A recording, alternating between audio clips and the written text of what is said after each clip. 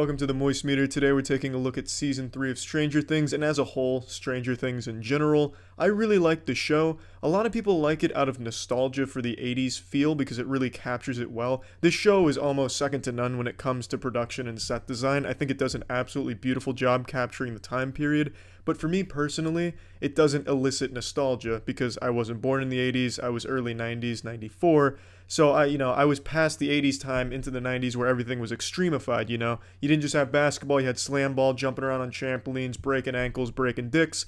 So I don't get the feeling of nostalgia, and I still fucking love the show. But in Season 3, I did get some fat nostalgia boners from one particular place in the show that's very integral to the entire development of the season, and that's the mall. The mall in this show is absolutely beautiful, and it really captures what pre-2000 malls looked like. Where I grew up, the mall I went to was pretty old-fashioned, and it looked almost exactly like this one, eerily similar, in fact. And watching this season, I was having some fucking flashbacks, Vietnam-style, to some events that happened in my childhood at that mall. I saw my first pair of tits at that mall, in fact, like live titties. I'm not going to get into the story. There's really not much of a story. The area I grew up in was also pretty crime-ridden, so it's just, drugs and shit. But anyway, it brought up old memories, and it was very nostalgic for me. I fucking loved that mall. And I love seeing that design reflected in this season. I really fucking like that setting, and man, oh man, does it look great in this season. The whole season is fantastic. I actually think it's the strongest season. I liked it more than the first season. The second season I enjoyed, but I thought there was a lot of low points. And it's going to be hard to talk about Season 3 and Stranger Things in general without getting into spoilers, but the shit's been out for 4 days, so I'm sure most of you have already seen it. So this is a forewarning for spoilers coming up, because there's things that I didn't quite care for really get into spoiler territory. But overall, I loved it. I really did. I really enjoy the characters. I think the characters are super strong, super well written, and they're able to deliver, well, not the characters, but the writers are able to deliver a really fun story told very well with a lot of moving parts to it, and it has that really nice cheesiness that I always like to see.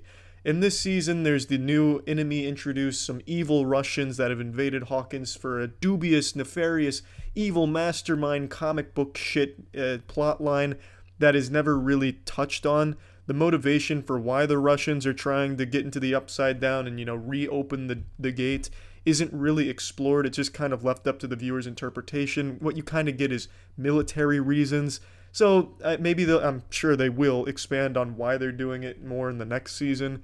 But I don't think that's a big deal to leave it vague like that. I'm sure they're going to expand on it, of course. And to be honest, it really kind of fits the vibe of an old 80s style movie where the only plot development and plot device you get is there's some goddamn evil Russians doing some creepy shit with demons. That about covers it. And you don't need to know why. You just need to know it's there, and you got to start coming in guns blazing, tits flying off and shit. So I'm fine with them leaving the motivations vague. I really just enjoyed almost everything about this season. The only things that I can even point out that I didn't care for were some plot holes and also some plot lines that didn't really go anywhere. The biggest one there is Billy and Mike's mom. Very early on, they're about to, fuck in a hotel. Mike's mom cheating on the family to go fuck Billy. And that didn't happen, and it is never touched again outside of that episode. Nothing develops from that. It has no purpose at all, and it just kind of fades out of everyone's memory. I just don't really see why that was even thrown in there in the first place. I don't really get what it added to Billy's character, nor Mike's mom. I thought maybe Mike's mom would be a bigger role in this season, but she is not. That's her biggest role, is nearly cheating on her family, so not exactly, a yeehaw type of moment, nothing great to celebrate with her character development or anything. But it just seemed out of nowhere. That didn't really serve much of a purpose. Billy was a fantastic character. He developed really well and became this huge component to the season by being a puppet for the Mind Flayer. And he was more than just a puppet, because he also had his own personality in there. You get more of his backstory. You get to see him struggle with being a drone and shit. It was really a good character. I really liked Billy's character, and I really like how it all ended with his arc and everything. Very satisfied with that, and I really was caught off guard. I didn't think he'd be much more than just like a comically evil vessel, but it was a lot of fun to watch his character in this season. Another thing that I have a complaint for is the entire way that they discovered the Russian base makes no sense to me. So they pick up a Russian transmission, a coded message, and they're able to crack that and then locate their base underground because they heard a toy horse song play in the background. One of the quarters, and you put in on the toy horse and you ride it, Old Town Road style and shit. And then they heard that on the message they intercepted. Having a hard time explaining it because it's very silly to me. So why this makes no sense to me is, why the fuck are the Russians even broadcasting a radio message in the first place?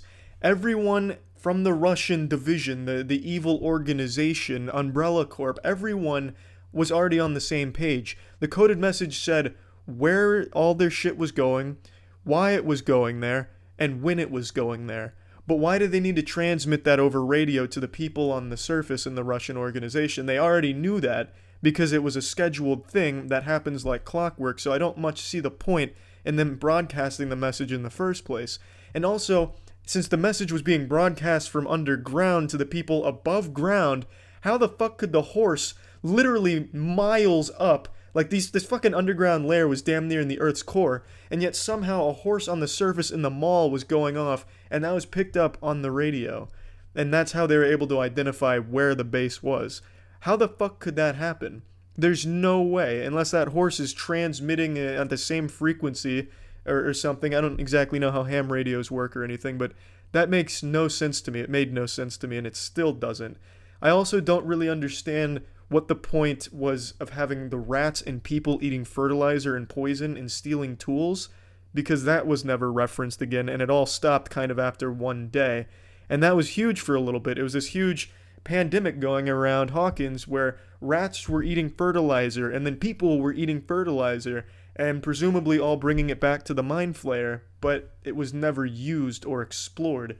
The only reference to it that I can connect the dots to is he was using it to make the humans, explode into mush, but why does he need that? That doesn't really help him either, because he could do that himself, as he demonstrated. He didn't need the chemicals to make it easier. Another thing that I thought is maybe they brought it to him to make him into like a different substance, kind of like what was referenced with Scott when they were working on the magnet. Maybe that's what he was doing, but again, that's not really explained. It just doesn't really make much sense. They just had this whole plot line of fertilizer and poison being ingested and nothing coming from it, but for a little while that was a big deal, and then all of a sudden it stops with no explanation either. I just didn't see the point. I don't know where it went. I don't know why it was there in the first place. Maybe Mike's mom was stealing it and framing the Mind Flayer. Maybe she's the big villain. I really just don't know. There's a lot of plot lines that I don't think had much of a purpose. And the last big one that really comes to mind is I don't like what Will has become in the show. He's an extremely underutilized character. No matter how you look at it, he doesn't do anything except alert you when the Mind Flayer is nearby. Granted, that's important, but come on. Every other character has moments to shine in the season. Literally every other character does some important stuff and plays a very big role and has meaningful moments, but Will is delegated to just being like a proximity detector, like a smoke detector, for when the Mind Flayer is nearby. Yes, I know it's important, but the only time he can ever sense he's nearby is when the group already knows he's nearby. He rubs his neck when the Mind Flayer's coming to the fucking mall. They knew that because Billy was outside keeping them there. He rubs his neck when they're in the cabin, but they knew that because they A, saw him, and B, Nancy had already figured out that the Mind Flayer was on its way. It's just, he's used as kind of just like this siren that goes off when the people are already there, when the bad guy's already there. So it's just kind of an underwhelming role, and I really wish they would do more with his character, because I think he's a really good character. But man, when you have him be nothing but someone begging for Dungeons and Dragons, and only meaningful contributions become, hey guys, neck's tingling, he's probably nearby. Oh, you already knew that? Well, now you know for sure. It's just, it's underwhelming, and it makes me upset that he is not a bigger component to the show or the important things that happen in the show. I do think that in season 4 or season 5, I don't know how many fucking seasons they're doing, but I do think he will be a huge part of the show. But for right now, I can't help but feel disappointed with how he's developing. And that's the last big complaint I have about season 3. Overall, season 3, I think, was the strongest. I also liked how it became a little bit more violent. I think that violence really added another level of imposing, like an imposing aura around the Mind Flayer. It really showed how evil and how high the stakes were regarding this character. You knew he was bad, you knew he did a lot of crazy bad shit, and you definitely saw some violent, crazy shit in the other seasons, but in this one, it's downright, visceral. It's not afraid to be really violent or make some hard decisions with characters and stuff like that. And I really think that added a lot to making the villain that much more intense and more fun and satisfying in the conclusion. So overall, Stranger Things Season 3, I'd give a fat 90% to, and as a whole, I'd wrap Stranger Things as a show in 90% as well. I think it has just been consistently enjoyable, a very fun show start to finish, and the only actual low points in the show I think happened during Season 2. Season 3 was just nothing but a lot of fun with, a couple of missteps that I found here and there, but you may disagree with those as well. Either way, I think the show's fucking fantastic. That's it. See ya. Welcome to the Moist Meter. Today we're looking at the final season of Stranger Things. At least I think it is, otherwise I'm super wrong and look like a fucking idiot. But it's Season 4 of Stranger Things. It's divided into 2 parts, though that's not exactly accurate because this first part is significantly longer than the second part. The next one's just 2 episodes to close it off. And I've got to say, this is the best season of Stranger Things. It takes all the best qualities of the first 3 seasons and then does them better here. It has a little bit of everything. So there's a lot of characters in Stranger Things now, which can be kind of overwhelming for a lot of people. But the way that they break them off into their own pocketed adventures that still contributes to the overarching plot is masterfully done this season. For example, this isn't spoilers, I don't think, because I'm assuming if you're watching Season 4, you've watched previous seasons.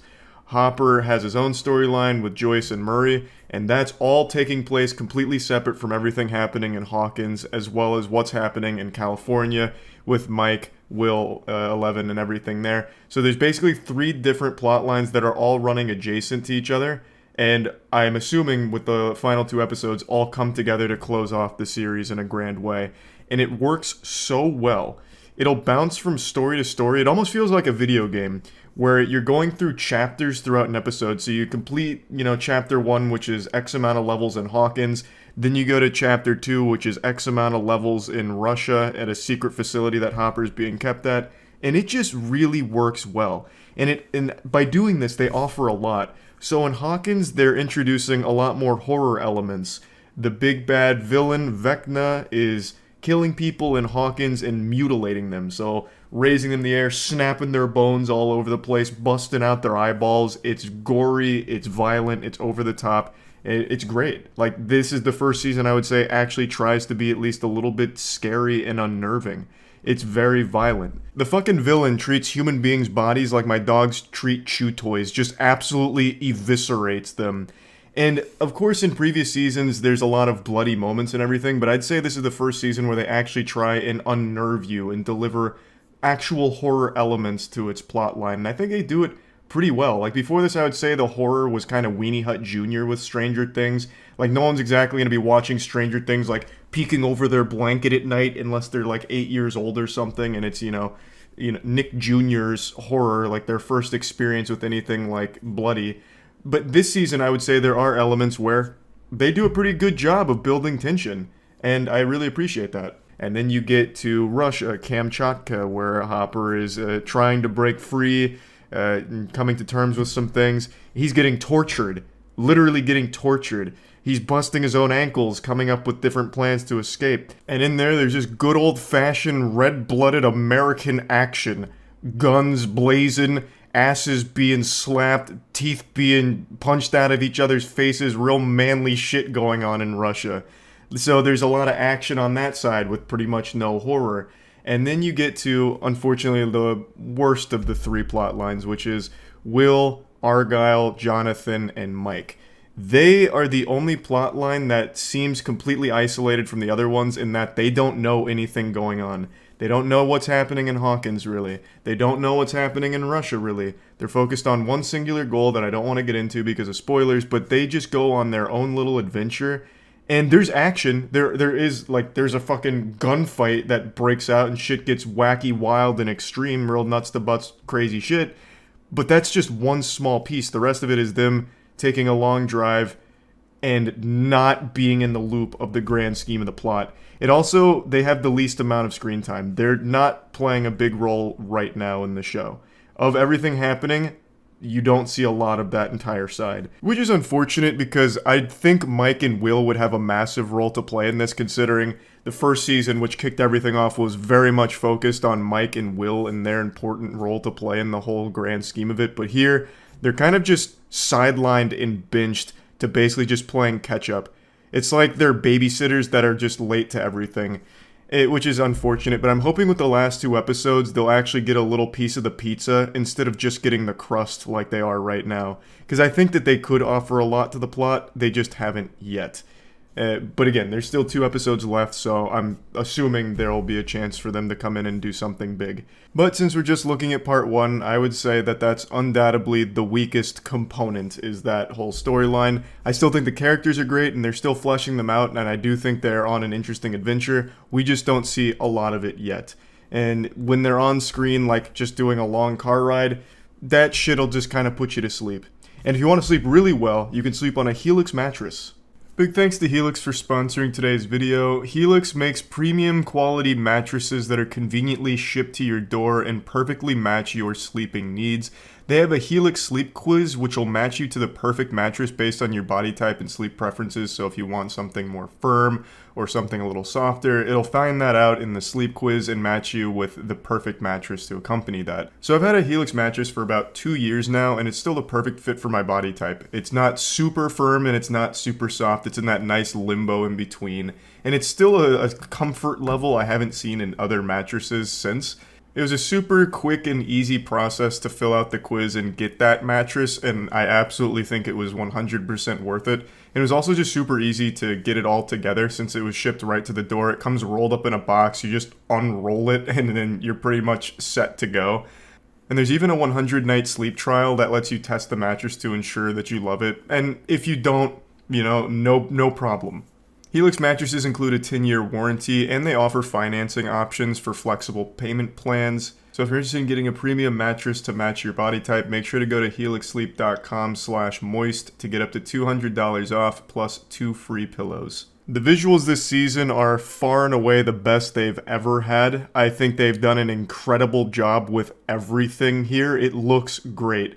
And since this is the final season, we're seeing a lot more of the Upside Down and the other dimension and the other monsters and stuff. And it's really looking good. Like, I just think everything they've shown, top notch. Every episode's like an hour and a half. And throughout the entire episode, they never really drop into like shitty visuals or bad CGI. For the most part, I can think of like 2 scenes off the top of my head where I was kind of like a little embarrassed to see a couple of things I saw on screen. I'm not going to get into spoilers, but there were some like Nintendo 64 graphic moments where I was like, ooh, that kind of jumped out and didn't look good. But for the most part, like when it's important and everything that's happening is big, they do a great job of delivering some high quality visuals. I also think the writing this season has been the best in the series. I think in a lot of the previous seasons, they banked a lot on like that old nostalgia and like cheesy, campy writing. And while that's still here sometimes, it's a lot less on the nose and everything seems a lot more grounded. The characters seem a lot more like there.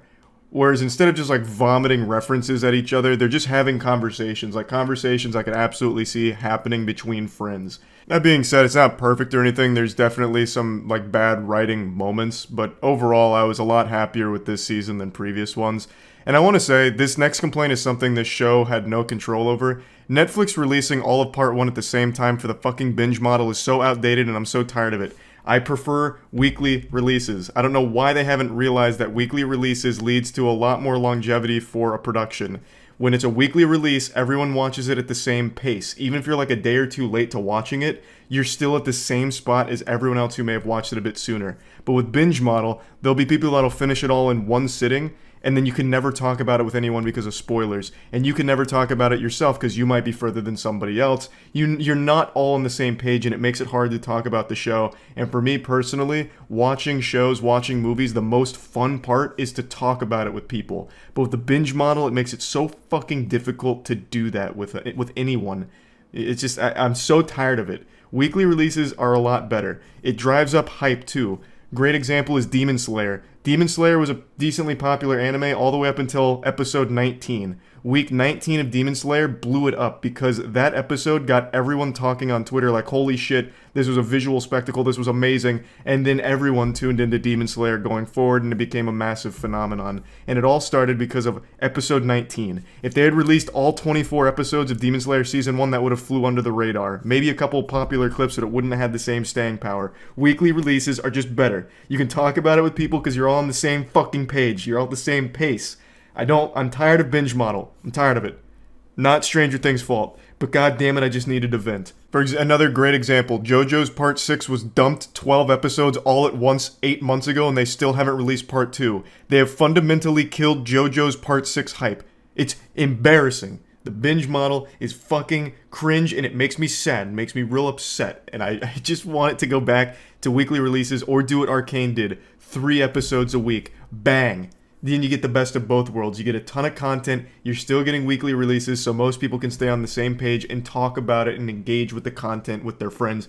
Water cooler talk, I believe, is what it's called in the business. So just wanted to get that out there. And also, just one more fucking example. When Stranger Things Season 3 came out, they dropped all of it at the same time, which means everyone binged it. So they only talked about it for like 2 or 3 days, and then everyone forgot about it. You never see anyone mention Season 3 of Stranger Things, even though it was a pretty good season. It just immediately died out and fell off because everyone binged it all at once, and it didn't last long enough. Now I'm done. Binge model, silly. Back to Season 4 of Stranger Things. I don't think this was a perfect season by any means, but I do, like I said, I do think it is their best, and it was extremely entertaining. There's a couple plot holes that I won't talk about yet because, obviously, but I also think there's a really good chance for them to clean that up in the next 2 episodes to close it off. There's a couple things that don't really check out or make sense with the way that they've described them in Season 4 with what we've already established in previous seasons.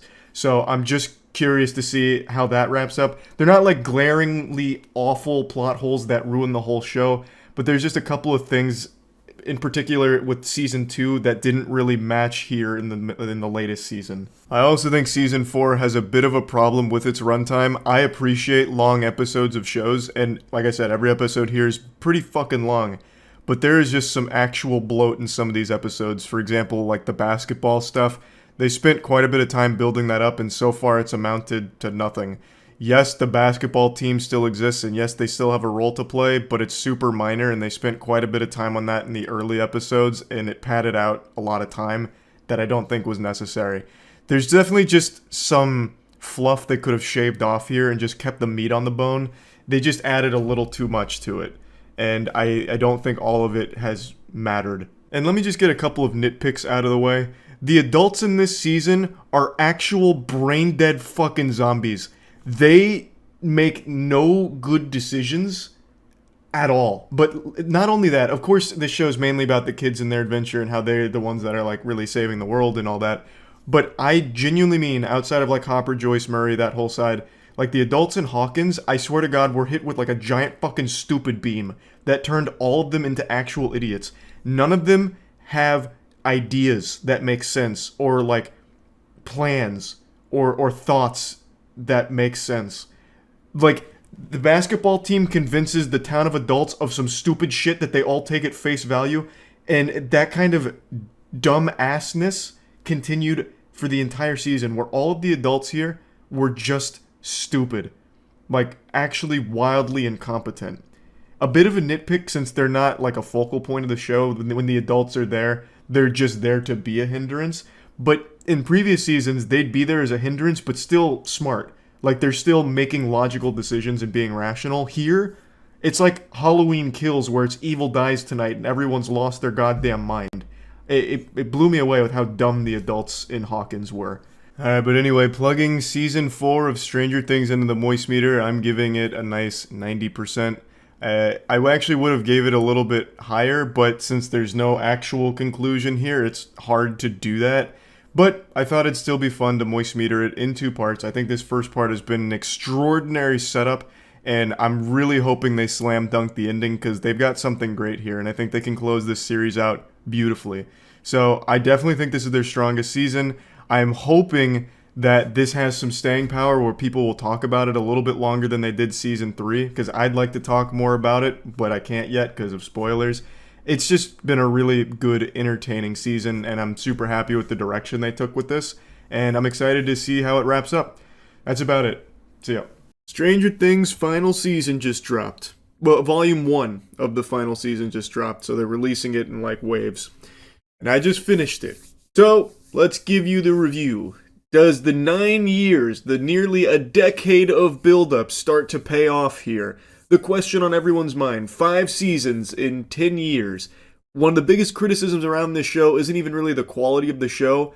It's the time in between seasons where it's like 3 years of just fucking purgatory, so then everyone kind of forgets what was happening by the time the new season rolls around. And I always see the intense enthusiasts of this show start attacking people that point that out, like, oh, you homunculi, what, you can't remember every single fucking iota of detail that happened 3 years ago from the last season? Well, why don't you just do what I do and watch the entire series start to finish every 3 years in preparation for the new season? It's simple.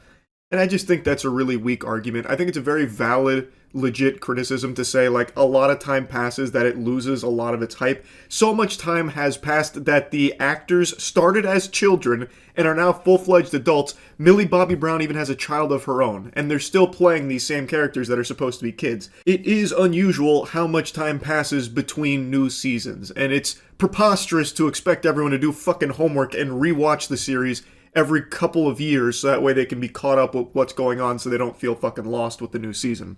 Anyway, though, I think it's a real complaint. That's the whole point I'm making. But the final season, Volume 1, is here. But real quick, before diving into the spaghetti and meatballs of this review, I want to let you know Starforge Black Friday sale is live right now. It is fucking huge, up to $1,000 off of everything, so you can go there and check it out if you're looking for a better PC. It's got the best PCs in the universe. You can click the link below. So overall, my thoughts on Stranger Things Season 5, Volume 1 are that it's fine. It's a little bit of a letdown. Like, there are more things I didn't like about it than things I liked. There were definitely still things I enjoyed about it, but there were so many things in here that I thought were just kind of underwhelming and even went against some of the, like, really good things Stranger Things had done in previous seasons. I'm going to be getting into spoilers, so this is your full warning here. I'm not going to spoil, like, everything with the first 4 episodes, but there are some things I want to talk about that I just think showcase that they were really trying to just get through it. There are just a lot of moments in here where it feels rushed. And I think there's no better example of that than the military themselves here. They, right now, lack any real clear motive for what they're doing. Like, we don't understand why the military is carrying out plans the way they are, other than just, we're the bad guys. That's as deep as it goes right now, and I'm sure that'll be fleshed out more in the next drop of in the next volume of the final season. But right now, they're just literally flat, one-dimensional antagonist, military bad. And they put that fist up your ass, letting you know you should not be rooting for the military at all. So, like, they start taking kids from Hawkins to bring them to their barracks to try and protect them, but what they're actually doing is using the kids as bait. Which one character's like, well, this is kind of fucked up, and she says, well, get over it, rub some dirt in it, pussy. Dr. K, that's like the new main military bad guy. And then, like, as the kids are there, the military's, like, really mean to them. Like, one of the officers even, like, just slaps one of the kids when he, like, speaks up and says something rude. Military guy's just like, poof. It's like, okay, so military bad, I get it. But what I don't get is, like, the response to everyone else in Hawkins about the military. So, like, they have Hawkins quarantined, basically. Like, they're prisoners. They can't leave Hawkins. And everyone's totally fine with that. They're like, oh yeah, no, just fucking normal day paradise here. So much so that when they start taking their kids, the families don't put up any kind of stink about it. They don't, like, fight back or anything at all. They literally go door to door and just say, we need your child. And the parents are like, okay, we'll take them. Do you want all of them? Like, I have more children. Do you want to take all of them or just this one? And it's like, what the fuck? Really? All the parents are going to be okay with the military just taking their kids to their undisclosed location that is inaccessible to the parents? It's really fucking weird that maybe, like, the entirety of Hawkins has been hit by a stupid beam. Why, though? Like, what are they trying to accomplish? We don't know yet. So they're just, like, literally cartoonishly evil to a certain degree. So when you see Hop just start gunning them down, murdering a bunch of them, or watching Eleven snap one of their necks like she was breaking a Kit Kat bar, even dropping like a quirky one-liner saying, "Sorry for this," and then he falls from the second story. You're just supposed to be like, "Yeah, that was a bad guy," because military bad. We don't know what they're even trying to do yet, though, so they just feel like such a lame villain, and they're actually fucking incompetent too, by the way. That is like a crazy wombo combo here, because you set up the military as like one of the big forces here that they're battling against, and they have this massive base set up both in the normal world and in the Upside Down. And in both of these cases, they are extensively researching, studying, and mastering their understanding of the Upside Down and the creatures that reside there, like the Demogorgon and stuff. Yet, in the final episode, when they get ambushed by Demogorgon, it's clear the military has no real answers to them. Instead, they continue to just use their guns, which have been established for a decade now, are not effective against the Demogorgon at all, yet all they rely on is their fucking guns. There's only one brave goober in their entire platoon, in this entire military base of hundreds of soldiers, that decides to use the flamethrower. To great effect, mind you. So why, with all they understand about these creatures, with entire science labs dedicated to the full understanding, Dr. K even demonstrating that she knows heat is what is weakening the thing that strangles, which is basically like a fucking hentai tentacle monster that starts strangling Hop, even explaining like, they thrive in the cold, but heat weakens it. Why then is this entire military operation gun-focused instead of having more fire-based weaponry? Or like incendiary grenades or something? Why? Why are they fucking stupid? If they have that knowledge, is it like budget reasons? Like they they weren't allocated enough budget to buy fucking flamethrowers, more of those, or God forbid even a lighter? Jesus, a flare maybe even? Why are they still using guns knowing full well it doesn't work on these creatures? It just doesn't make sense, especially considering that they have done so much research and actually thoroughly understand a lot of it to the point where they literally have L's kryptonite. They have basically the brown note that they're able to blast through their satellite dishes, their, antennas, which is like a frequency that disrupts Elle and she can't like use her powers anymore and it hurts her. They call it her kryptonite. So they studied so much that they now can fight against Elle, one of the most powerful beings in the show, yet they can't just get some more flame weaponry to actually fight the other creatures that they are literally basically cohabitating with. I don't get it. Are the guns just to keep the kids in line so that they can start shooting the kids if they start asking too many questions? Like, I don't understand. It doesn't make sense. It just feels a little lazy, and it's my big complaint about part one is that a lot of it feels rushed. It knows it needs to get to certain places, but to get there, it doesn't really follow what's already been established. It just kind of like speed runs through it, at least in my perspective. And I also don't like that a lot of the character interactions just feel really weird and out of place. And the biggest culprit of that is Dustin and Steve. Now, their banter has been established since the beginning, basically. Like, they have camaraderie where they joke back and forth and they do argue. But in this season, that's dialed up to fucking 5,000. There is not a single scene with these two together where they are not at each other's throats. And to me, that just doesn't compute. Because these are like basically best friends. And Dustin is a shell of his former self. After the death of Eddie, he's traumatized from it, and Hellfire being dragged through the mud, it really hurts him. So his big character arc here is he's trying to basically stick it to the bullies by staying true to himself, like Hellfire's the greatest, Eddie's the GOAT, and for that he keeps getting his ass kicked, and it actually starts to deteriorate his friendships with Steve and the rest of the gang. And then when Steve is like trying to talk to him about it, he's not even really talking to him. He immediately is just combative with Dustin about it. And then Dustin is combative back. So then they're just perpetually arguing back and forth to the point where they have to implement a rule where they don't talk to each other anymore. Because every time they do, they argue. And when they break that rule, they're just arguing again. It's really annoying. These are like supposed to be best friends. Steve clearly knows what's going on. Why wouldn't Steve try and connect with him and try and like help him get through what is clearly a very rough period in his life instead of just immediately pressing his buttons and attacking him? Like, it's not banter like it used to be. They're literally just perpetually arguing for the sake of just having some kind of conflict between them.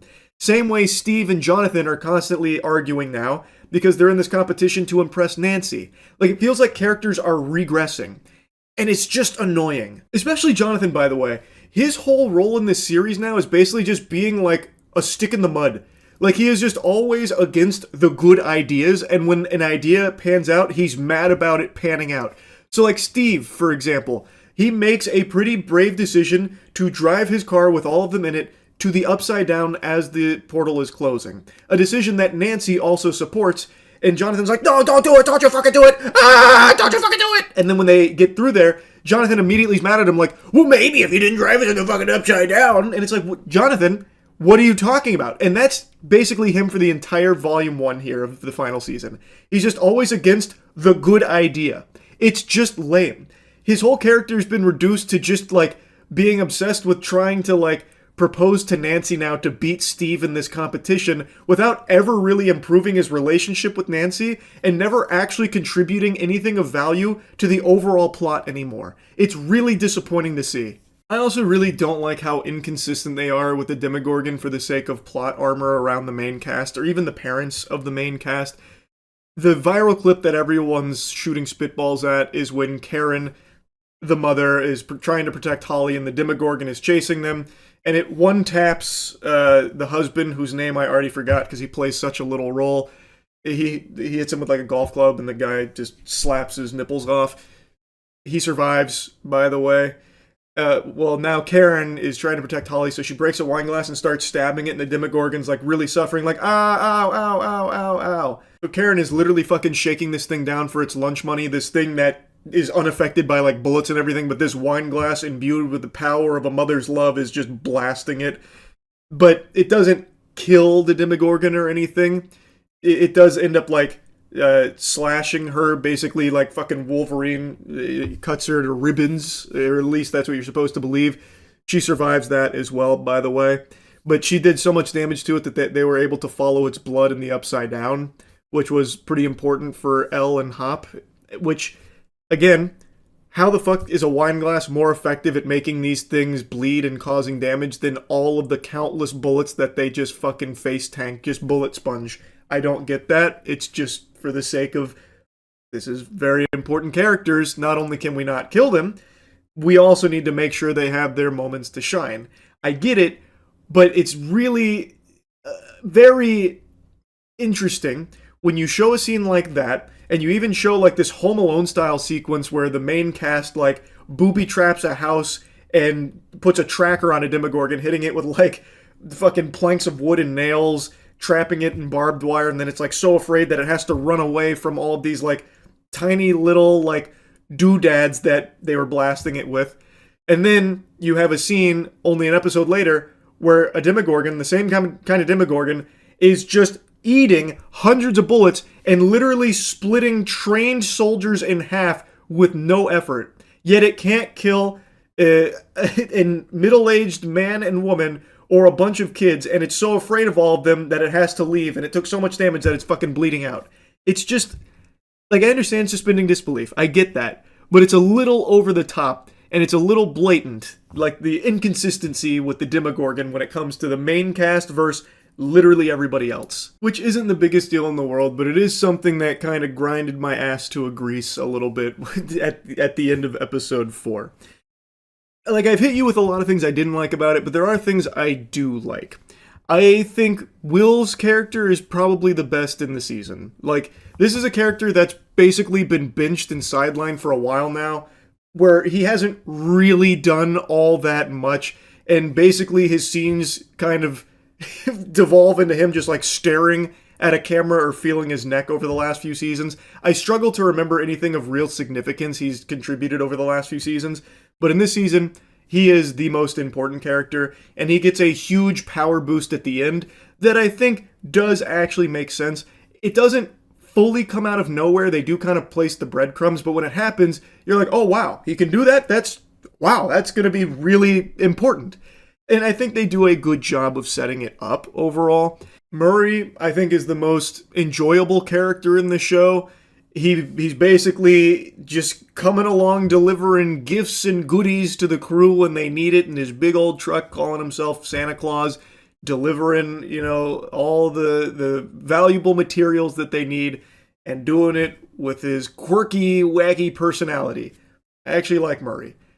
He was another standout so far in Volume 1. I also think Vecna is an interesting villain. Even though they keep introducing new things instead of, answering previous questions, which is kind of annoying, which is another one of my, one of my mini bah humbugs here. I don't like how it's mainly just presenting you new information, or even at points retconning previous information. It's still not giving any answers yet. Even with that in consideration, Vecna is still very interesting, and the mystery of, his grand scheme is enough to keep you invested and hooked on it, especially now they introduce, all those memories, and there's one that he's very terrified of, where Max has been hiding in this cave, and when she gets into that cave, you just see him just standing there in his normal human Henry form, just crying. I gotta fucking order a French fries there. Why? There is a lot of interesting mysteries it proposes, though it has done a really poor job at providing any answers from things in the previous seasons so far. I'm guessing they're saving that for the next drop, which is a little frustrating. I would have liked to see some lines start to wrap up or start reaching a conclusion, but whatever, there's still plenty of episodes to go. I also think they do a good job of showcasing just how menacing and powerful Vecna is. In the final fight of episode 4, they have him walking out fucking aura farming. He's in his turbo evil Groot form, so he's got fucking tentacles all over him. He looks like a rotting tree ant, and he starts using his abilities to just massacre all of the remaining soldiers from the Demogorgon ambush. And they show how strong he is. And then he has a speech to Will, and then, unfortunately, and this is another thing, the writing in this first volume feels so different from the good writing of older Stranger Things episodes.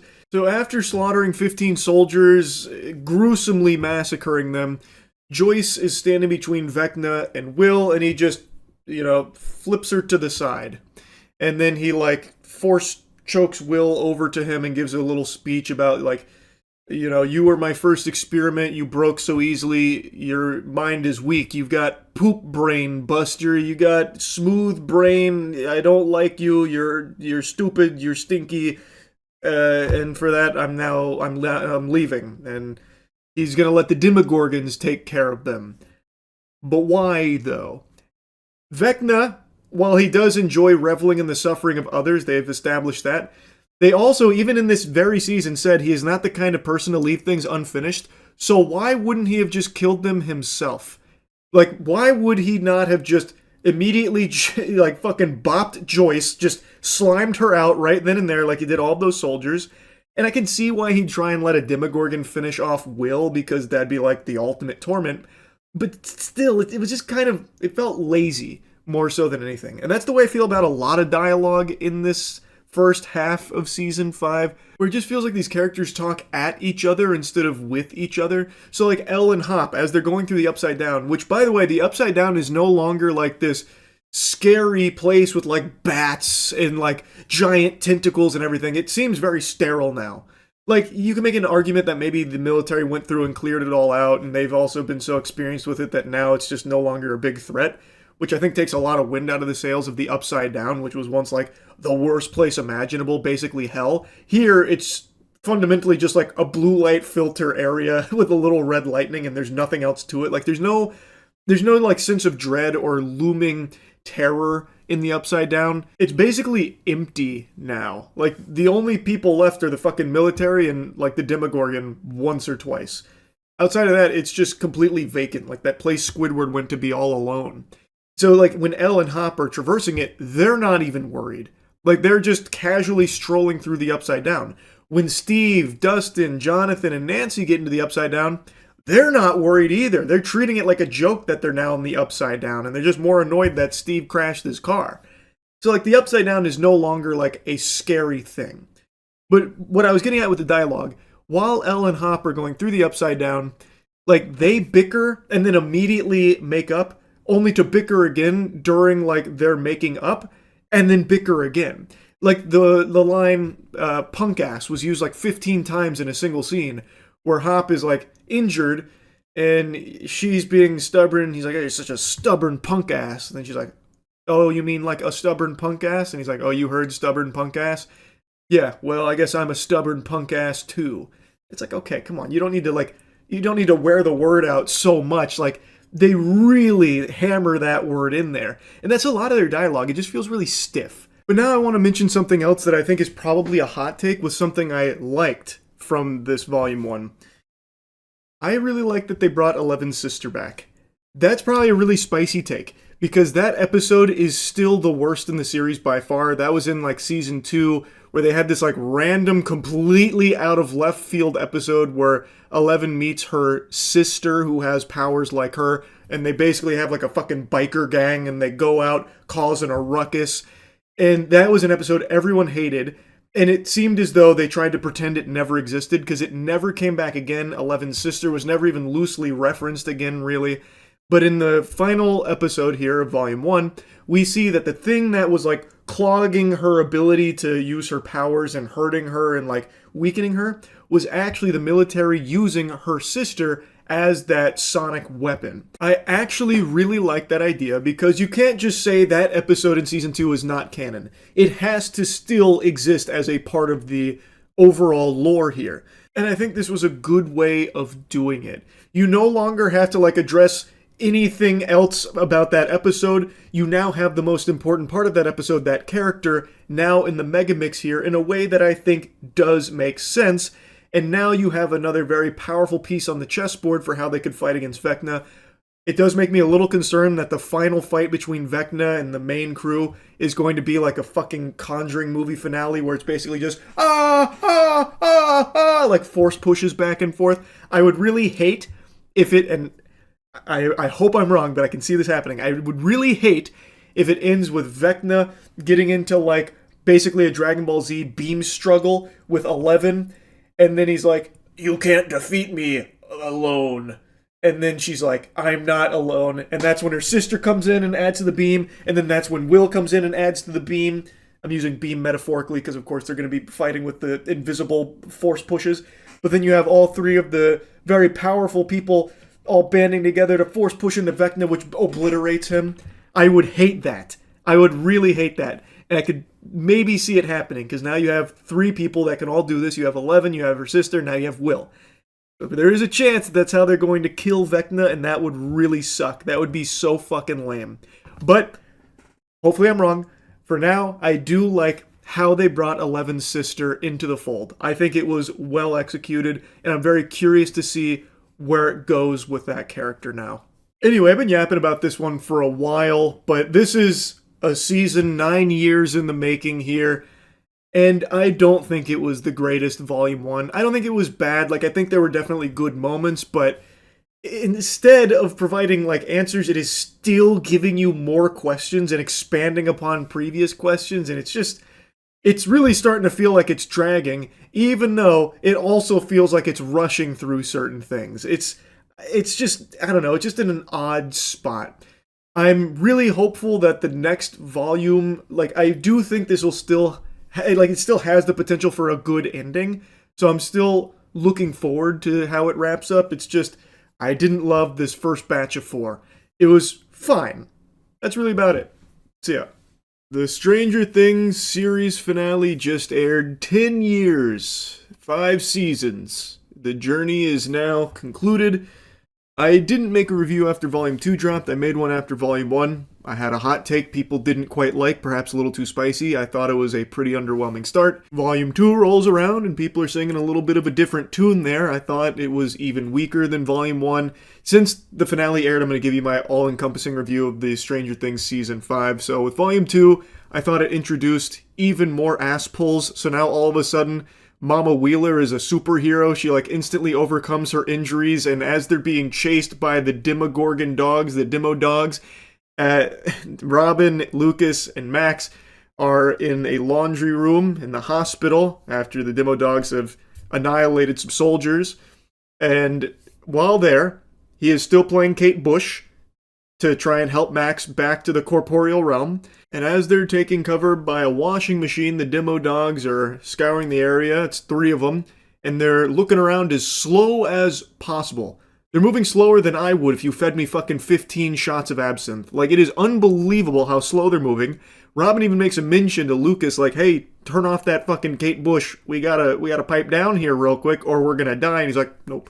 So he doesn't. The Kate Bush is still playing. Somehow this doesn't alert the dogs in any way, shape, or form to their location. Maybe they're huge Kate Bush fans and didn't want to interrupt the track. Or maybe they're completely deaf.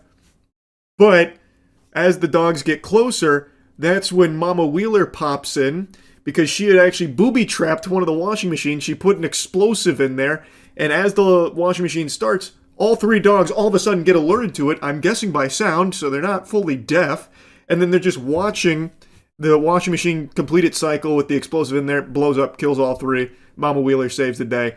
And literally, like 2 episodes ago, we just saw that she can't really move and she literally can't speak. But in this episode, not only can she move and speak, but she's like the fucking Terminator and even has a full conversation about how she needs to get her daughter back. So I guess she has Wolverine's healing factor now, I suppose. But that's just indicative of my main complaint of this season, where everything just happens with no real explanation for how that's even possible for it to be happening in that way. Everything is just so fucking convenient, and there is such a complete disregard for stakes anymore because everyone is basically immortal. We're going to be getting into spoilers here for the finale now, so big spoiler warning. I thought for sure in the finale this is where it was going to get dark, like they had hinted at so many times about there's going to be like dark Christmas for Stranger Things, that kind of thing. And still, even in the finale, nobody dies except for one character they brought back, which was Elle's sister, who we hadn't seen since season 2 in the most hated episode in the entire fucking history of the series, basically. Well, second only to the conclusion of Volume 2, I suppose. So a character we don't know, can't really care about, who had very little screen time in the season, is the one they decided to kill as the emotional moment. But there was just a complete reluctance here from the writers to actually kill off characters that would have made sense to kill off in that moment for like a whole completed character arc, and to remind the audience that this is an intense situation. This is, life or death scenarios. It's not Weenie Hut Jr. Previous seasons, they had no problem doing that. Killing off Eddie in last season, for example. I thought they executed that very well. It was emotional. But in this season, they almost kind of make his death a joke. Like, it really feels worthless because the Upside Down is no longer a scary enemy in and of itself. The Upside Down is basically just going to the park, except it's dark and cloudy. That's it. Those bats that annihilated Eddie, that he sacrificed himself trying to save everyone with those bats, they're not even here. They don't exist anymore. I guess the bats were so impressed with his courage that they all killed themselves. I mean, you could make a leap saying, like, the military went in and wiped them all out. Maybe, I guess. That's not something they showed. Or you could talk about, like, Vecna's pseudo-defeat, maybe having all the bats go extinct. I guess, maybe. But even still, that choice to no longer have, like, actual enemies or terror in the Upside Down takes so much wind out of its sails. You can literally just fucking spring break there, and they spend most of the season doing that in the Upside Down. I just don't like how afraid they were to kill off characters, or even really put them in scenarios of peril where you thought they might die. There was only like 1 or 2 moments where I thought, oh, this character's going to die here, and then they didn't. And I don't want this to get twisted, because you don't have to have characters dying left and right in order to make it a compelling emotional story. But Stranger Things, across 4 seasons, did use that as a very effective tool in this universe. So to have it all of a sudden no longer be present in any way, shape, or form, it feels underwhelming, especially for what's supposed to be the gloves coming off final season finale that we've been building to for a fucking decade. And it just felt so easy for them to do exactly what they wanted, everything falling exactly how they needed it to according to plan. And if things were a little cattywampus out of whack, it was like that to fix it. It just felt so simple for them. So I just leave feeling underwhelmed. Now, of course, everyone was talking about and making fun of Volume 2's final episode with Will, taking control of Vecna and turning his head saying, run, that kind of thing. And also the Will coming out scene. A lot of people were clowning on that for being not very great, especially compared to how they handled similar subject matter in the previous season, where they turned it into like a basically Avengers in-game moment or like Lord of the Rings and my axe, that kind of thing. It does just feel like season 5 felt very rushed in its writing, where they knew what points they wanted to hit and they kind of just threw caution to the wind to getting to those points in the plot. Like the Mind Flayer being brought back into the fold. I actually like that explanation for how the Mind Flayer played into Vecna and how they were basically, in this symbiotic relationship with one another. Mind Flayer maybe controlling Vecna, but actually not really. Vecna, Henry, he agreed with everything he was shown there, and they are one entity. Very cool, considering we were all led to believe that it was Henry controlling the Mind Flayer. I thought that was cool. We get a little bit of Henry's backstory, which was all right. I didn't love his backstory all that much, but it was decent. What I did really like was the explanation for what the Upside Down is, being a wormhole. I thought that was great. I thought that was a very cool explanation, and it did add a lot to the finale, where it's like his plan is to merge the Abyss, which is where, Henry was blasted, banished to the fucking Shadow Realm in the back rooms, sent him there, and then that wormhole ties into L's origins. And now that connects Abyss and Hawkins, and the plan is to bring the Abyss and merge it with our dimension, our world, and they have to stop that. I thought that was all very cool. I really liked that. Like, I don't think it was all bad or anything like that. There are some things I liked. I thought there were even some great moments in the season. But on the whole, it just feels like a lot of it was super rushed. And overall, I find it to be the weakest season in the franchise. And being the series finale, the final season, that just leaves me feeling a little underwhelmed. All I'm saying, just a little disappointing. Because, like, some characters that we had watched for 4 seasons prior barely had anything to do in this season. For example, Joyce and Jonathan, it feels like they're not even related anymore. I don't think there is a single moment in this season where Joyce and Jonathan even spoke to each other in anything that resembles, like, love or family. Whereas before, that was a very fleshed out relationship, and now all of a sudden they're fucking strangers to one another. They just brought in so many characters into the fold that some of them that we had followed for a decade just didn't have a whole lot to do and just didn't do fucking anything, really. And one of the main characters in Season 5, Holly, is a character that had nothing to do for the previous 4 seasons, but now has more screen time than I think any other individual character from the main cast. So that's just kind of like a weird decision to make, where now all of a sudden you're bringing in yet another character in an already jam-packed series of characters that now we're spending most of the time with, and kind of sidelining the others, putting them on the bench. Just, it felt like an odd direction to take it. I don't think Holly was like a bad character, and the arc she goes on with being kidnapped by Henry and everything, I thought was a pretty compelling piece to this season. But I also don't think it necessitated that much screen time and that much focus, which was taken away from the rest of the crew, who then, when we see them, they've basically solved all the problems and are in position now to execute their plan, and you're left wondering, well, how the fuck did we even get to this point? You know what I mean? Those are kind of like my broad strokes impressions of Season 5 as a whole, but I want to talk specifically now about the finale, because I liked the finale much more than most of the episodes of this season. But that's not to say it's perfect, and I want to get the complaints on the finale out of the way right now. The biggest complaint I have is just how easy it was to defeat Vecna and the Mind Flayer. They look like actual chumps.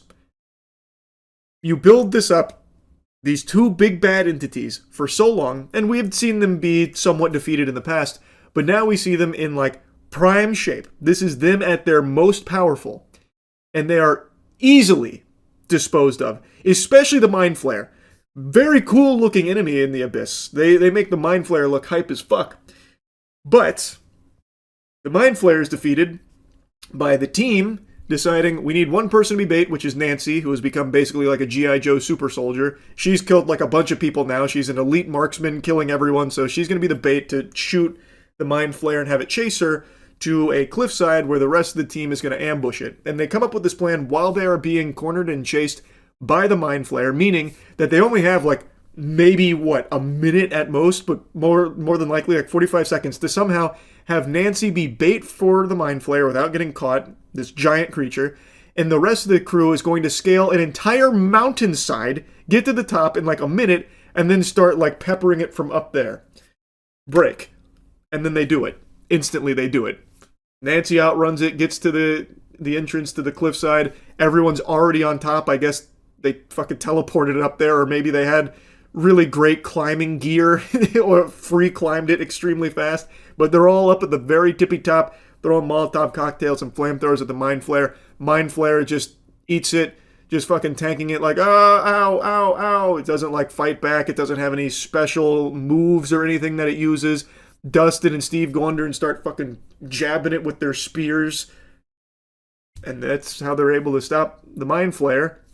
While inside 11 is in a psychic battle with Henry, Vecna, and it's very easy for her to beat him. Because, of course, there is a hive mind, so as they're hurting the Mind Flare, Henry's getting hurt too, but I don't know, it just felt like extremely easy. Like, very easy. She just kind of, like, ragdolls him a couple times, and then, like, he fights back a little bit, kinda, and then he pushes him onto a spike with the help of Will, who's, like, impeding his ability to fight back super well. But I don't know, man. You build up for all this, and then it's that easy to defeat them. It just, I don't know, it just, like I said, feels just a little underwhelming is all. And my other big complaint is the military here. They're just like the evil presence that wants to just make more psychic soldiers, so they want to kidnap Elle. And that's all they really care about. So after they save the day, prevent the Abyss from crashing through, as they're escaping, the military was aware of their plan because they were able to, intercept the others, put it all together. They ambushed them. Big burp, huge belch. And while ambushing them, that's where Elle makes, like, the heroic sacrifice. And then, fast forward 18 months, the military's completely left Hawkins, and all of the characters are back to life as normal. Excuse me? Nancy herself mowed down like 6 soldiers we saw, like from the top of a truck. She just kills like 6 dudes. Hopper killed probably like fucking 40 of them. Like, a lot of soldiers died as a result of our team here that we follow. And I mean like directly killed by them. Shot. Murdered. Like not an accident where like a piece of debris fell on them. I mean like deliberately they were killed by them. And yet, the military just lets them go. I was shocked to see that. I thought there'd be like an explanation where, like, in order to prevent the secrets from getting out, they felt obligated to let them go, sworn to secrecy or something. No, nothing like that. Even after losing so many soldiers, even after a multi-billion-dollar plan here with the psychic program and all of this military personnel that is now dead, all of the destroyed equipment, everything ruined, the military still just lets them go. What the fuck? I was so confused. But again, that's what I'm saying. It just feels like a lot of it's just for the sake of convenience with no real explanation. It just feels rushed. Like, that's crazy to me that after all of that, they just immediately, like, release them. There's not even a mention of them, like, spending time in jail or something and reaching some kind of deal. They're just instantly free to go. Like, after Elle sacrificed herself, I guess Dr. K was like, well, time's up. And then just said, all right, hey, scram. We're going to go ahead and leave now. Nothing more to be done here. Unless I missed something, but I don't think I did. And even if I did, I really can't think of any explanation where they'd be like, oh yeah, all those soldiers you killed and everything that you've done here that was highly illegal, that led to so much death and so much destruction, we're okay with that. We're just gonna leave and, let bygones be bygones. That was weird. That was just weird, is all. And I don't want to harp too much on the negatives, because like I said, there were a lot of things I liked about it. But man, come on, for the final fight, it is over in less than 10 minutes and not a single Demogorgon? Like, you're fighting on their home turf. Not a single bat, not a single Demogorgon. It's just Vecna, just Mind Flare, and they just get fucking slammed. They get their hams steamed instantly by the team here. Like, come on. It just felt like such a weak final fight. Like, it wasn't climactic. Like, the actual death of Vecna, I thought they did great. Like, after he's defeated, everything that happened after he died, I thought was solid. Basically, everything once Vecna died, and, well, excluding the stuff with the military, I thought was handled well. Like, I love Joyce being the one to deliver the final blow to Vecna. I love seeing how awful Vecna was to the cast. Every traumatic experience they went through, having a flashback to it, having seen all of these horrible, irredeemable things that Henry was responsible for before Joyce delivering the final blow, I thought they nailed. But not having, like, a real, like, intense final fight just weakens that experience. And to have the Abyss, this new area, this new planet that we are told is the home turf where all the Demogorgon, bats, all the nasty, evil shit lives. This is their home turf. You're expecting it to be salty spittoon, crazy, scary. But then you get there, all of our heroes get there, it is completely empty. A barren wasteland, more empty than a fucking blockbuster. Not a single iota of life to be found outside of them instantly going to Vecna and the Mind Flayer. There is nothing else there that impedes them on their journey. It just feels super rushed. Now I want to get to some of the things I liked here about the final episode. As I said, post Vecna death, I really liked how they handled the characters and where they went from there. The epilogue I actually thought was solid, though I do think it dragged quite a bit. I feel like they killed Vecna pretty early on, and then it was like an hour worth of epilogue, so maybe that was a bit much. But I think overall, they did a good job handling the end of these characters in Hawkins and what that looks like.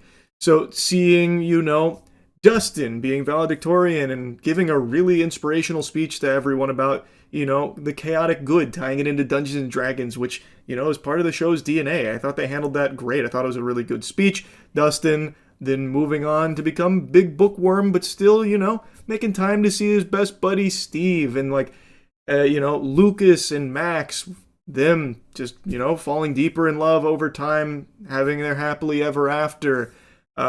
Will moving to a new area, finding more friends, finding a partner, being accepted. Mike wanting to use his talent for storytelling in order to share, the heroic journey of his friends and his party and what that means in the context of like D&D storytelling. It ending with him watching Holly and her friends now playing D&D in that basement, because now he and his friends have grown up. Now it's the next generation's turn. Like, I do think they did a good job with the epilogue. Steve, Robin, Jonathan, Nancy, where all they ended up at, 18 months after everything, where they have their own jobs, their own lives, but they want to make times to still see each other because they're never going to find friends like what they have. But they also don't want to be in Hawkins anymore. You have Joyce and Hopper looking to start fresh, move. He gets a new job. Proposes, they're getting married. Like, it's all very touching. I think they did a good job with the emotional beats to wrap up the characters. Now it's time to yap about the big twist with Elle. So, as the military is ambushing them, trying to take Elle after they've saved the world, so that way they can get their psychic program off the ground, seems like, that's checkmate. And then Elle somehow was able to escape their clutches, and she sacrifices herself right in front of everyone. That moment was then undercut with a big twist when Mike revealed that he actually had a theory that wasn't Elle. That was an illusion from Elle's sister. With Elle's sister's dying breath, she made the illusion of Elle getting swallowed by the wormhole's collapse. That way everyone, including her friends, including her father, Hopper, believed she was dead, so that way she could go live a peaceful life off the grid, away from any threats of the military. So Elle is still alive. That's his theory. And it's an interesting idea as a twist. However, in Mike's own theory, he even says, how was she able to, cast that final spell while being suppressed? Because when they're being captured by the military, they had the psychic suppression system activated, meaning she can't use her powers. The entire season has showed she cannot use her powers, and even in like the big reveal moment, she is struggling to escape, not using her powers or anything at all as she leaves. However, there's a huge fucking plot hole here where Elle was somehow able to drag Mike into the void to have their final goodbye and their final kiss. How was Elle able to do that while being suppressed by this military equipment? Like, I guess you could say while she was escaping, she got far enough away that it stopped being effective on her. But I don't think she had enough time to do that. So there's like a glaring plot hole that they even point out, like, how did she cast a spell while being suppressed? That doesn't make sense. And then, when giving the explanation for how that was possible, they still had her use her powers through the suppression, with Mike being pulled into Elle's mind with her. That's still her using her ability, right? Through the suppression system. So, there's still question marks for how that would be possible. Like, Mike's theory, like, it does sound plausible if you forget about the suppression system being active at the time.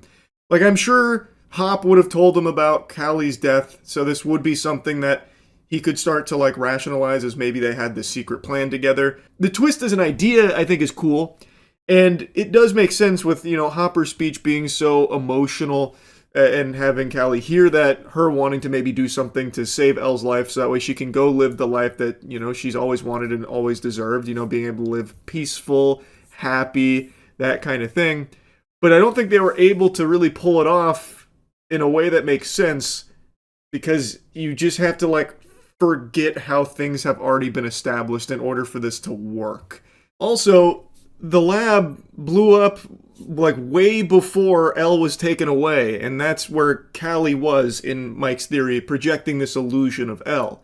So when it blew up, that should have also fucking evaporated the illusion too, because Callie would have died there way before Elle did, yet the illusion was still there. It persisted. So, like, there's just multiple things about it, like this theory, that don't really work when you stop to think about it. Now, there is an explanation I've seen people say that I think kind of makes sense here, that it's a coping mechanism for Mike. This is how he's going to accept what happened and move on, by making up this happily ever after for Elle, even though it's not the reality of it. I think that makes a little more sense, where that didn't happen. That is just, you know, a story that he's telling that brings him and the rest of the party comfort, believing Elle is out there, having her happily ever after as well. But the reality is, she did sacrifice herself there in that moment. I think that makes more sense, that this is just his story. This is what he chooses to believe, as opposed to being what actually happened. Just my overall impressions of the season are that it felt rushed, and a lot of things about it I just don't think worked, and kind of betrayed what they had set up for 4 seasons worth of build-up and emotional stakes and weight. And their reluctance to, like, kill any characters, I do think, was to the detriment of the season. And I really just don't understand why they kept, like, pretending that this was going to be, like, the darkest season ever.